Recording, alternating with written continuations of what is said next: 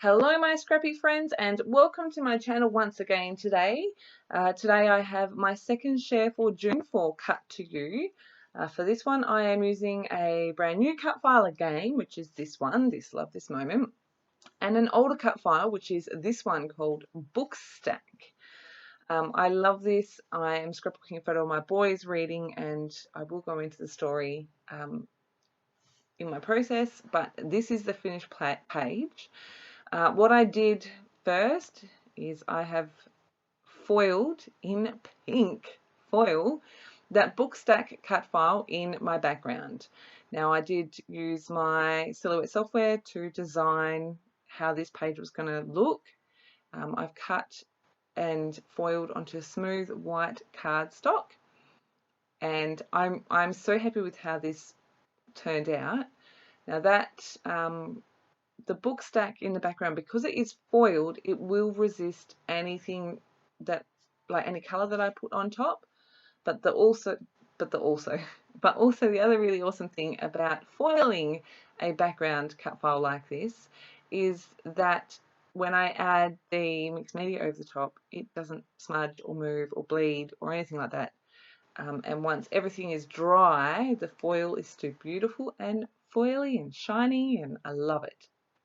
So I decided to, like I said, foil in pink, and I chose pink because in the background of the photos of the photo, there's only one photo of my boys, there is some beautiful pink flowers that just kind of frame the photo really nicely. And so I thought I would use pink as a feature, and then I like pink and blue together. It is one of my favorite color combos, so that's what I decided to go with. My background is not gessoed. I wasn't really sure how that would affect the foil, so I just went, oh, I'll just wing it. I'm using my Distress Oxides, and I know that I like the way that they dry not on gesso, so I was quite happy to give it a go. I've used a bunch of different colors. This first one is Tumbled Glass, and I'm just doing the packaging technique, really simple. Smushing my ink pad onto some packaging and smushing it down, starting with the lightest color first, going all the way around that background cut file and essentially covering it up and letting that color move. It doesn't take too long to dry because it is uncoated cardstock. Next color is, I'm pretty sure this is Mermaid Lagoon. I'm going to add less of this, and I'm going to add less of each color as I go through.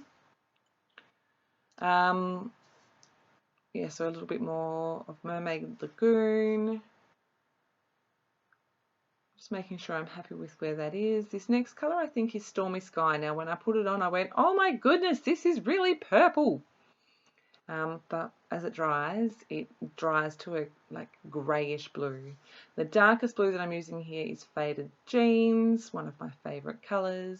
And so you can see I've just added some color where I think I need it, putting my cut file and photo back on top to make sure I've got it like enough color where I want it, adding a tiny bit more in.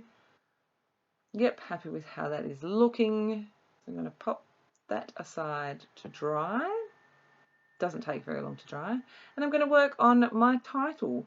So in the end you cannot see any of this stamping, which just really makes me laugh. The layout is sitting right next to me right now, and oh sorry, I'm looking at it and you cannot see any of this stamping, but I've made sure I've used an archival ink. This is Picked Raspberry, so this is an archival distress ink, Picked Raspberry, and you can see I'm just adding some interest to this particular cut file. You can totally skip this step if you're going to follow all the rest of the steps because you don't end up seeing any of it. My first thought was I was going to use my oxides still. I do use my oxides, but I do switch mediums. So I'm using my ink pads. This is Spun Sugar. This color is really soft anyway, and I thought that I would add that and then add some darker colors in, but it wasn't at all doing what I wanted it to do, so I've pulled out my Distress Oxide sprays. This is again Spun Sugar, and I get a better coverage of this. I'm going to go over the whole cut file with this color and a paintbrush. The magic of the Distress Oxides is when you oxidize them. So you can see I'm just adding some water to that as well, and just adding color all over that cut file. I do dry that off, and as I'm drying it, I have a little tool that I use to make sure that I'm also lifting the cut file gently so that it doesn't stick to my glass mat. Super easy cleanup, but yeah, I didn't want to risk it sticking. I have had stuff, wet paper stick before, so just being careful with that. I'm now adding more of this darker color, and this is the Picked Raspberry again. Just paintbrush, dabbing the color on here and there, not being too perfect about it. I'm going to try it on my background, and I like it, but I'm like, it's not exactly what I want. And you can see when I put that photo next to it, the flowers are more bold than what my title is.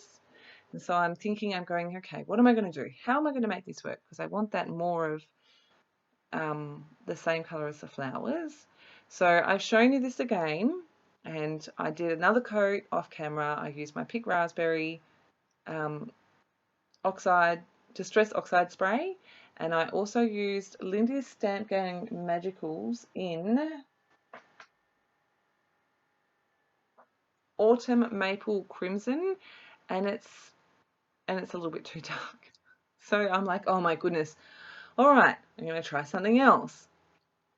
So I added white gesso. I started by using just my finger and smudging it on, and I found that I wasn't getting a very good coverage, and it also, the cut file kept moving. So I pulled out a paintbrush, did a quick coat all over, and then I'm coming back in now with some shimmers. I have got two colors here that I'm using. One is Pip Pip Cherry-O, which is the pinker one, and the other is Buddy's favorite color, which is a red. But this gives me almost exactly the same color as the flowers in the background, and it is exactly what I wanted. I didn't leave that whole process in, but you did see me paint the word love, and that's exactly what I did all over the whole cut file. I've popped that aside to dry, and I am going back to my background and adding splatters of all of the different colors of Distress Oxide that I have used. Again, going from lightest to darkest. And I'm not going to make you watch all of that either. Just finishing adding my splatters here. Pop that aside to dry. And now I'm going to finish off my cut file. I'm going to use this pattern paper to back the word this and to back the love hearts. I'm just tracing the inside of these letters, and I will cut just outside of my pencil lines. So I flipped over the paper and I flipped over the cut file, and I'm tracing around the inside to cut just outside of the line I've traced. So you can see that's what I'm doing here. I've used this ombre pattern, so one end is darker than the other, and I've used the darker end on the love hearts, and I've decided that it's too dark, it looks black, so I've gone over that with some gesso, and then gone back in with some blue paint. Excuse me, sorry about that. And some dark blue paint. I think I used another shimmers. Mama Sings the Blues is what I used for that. So I've just added that on to add a little bit of color variation and make it more obvious that it is blue and not black. I decided that I wanted to do something around the edge of my page, but I didn't want to just leave like a 1/4 inch border all the way around, because I've been doing that a lot lately and I'm kind of over it. So what I did decide to do, I decided to work, I went through my stash and I found this paper from Cocoa Vanilla Studio from the Wild at Heart collection, and the pink and the blue in this paper work really well with what I've got on my page. So I've gutted it, and then I have stuck it to the background. As you saw, I flipped my white cardstock mixed media background over and then stuck the pattern paper to the back of that so that I could tear in 4 sections, like so, one section on each edge, and I have torn a little V shape out and then rolled the leftover pattern back over itself, not the pattern, the white cardstock. I've rolled that over back onto the page and then stapled it in place with my tiny attacher. Done that on all 4 sides. And so now I have got that all stuck down and I am working on my layers. You saw that I cut a couple of layers. I've used part of a frame from the ephemera from the Wild at Heart collection, and my desk at this point was a big fat mess. I couldn't find anything, so I just used my scissors to distress the edges of all of these pieces, including my photo. I normally cut this out. I'm sorry I didn't.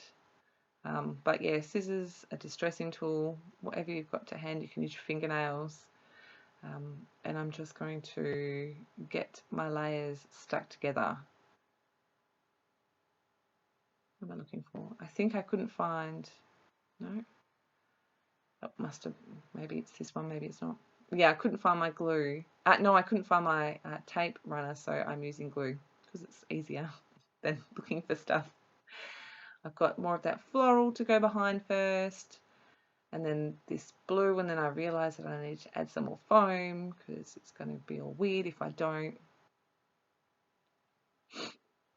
So I'm just adding that in here, looking for some little offcuts that I can find somewhere. And now adding that blue pattern paper, and that's the same one that I used to back the cut file, and this frame. I'm going to stick all this together so that I can move it together as one piece. And then I realized that the way that I've got my photo and my title so they overlap, I needed to remove some of the foam from the back of my title. And I'm just going to do a little bit of embellishing.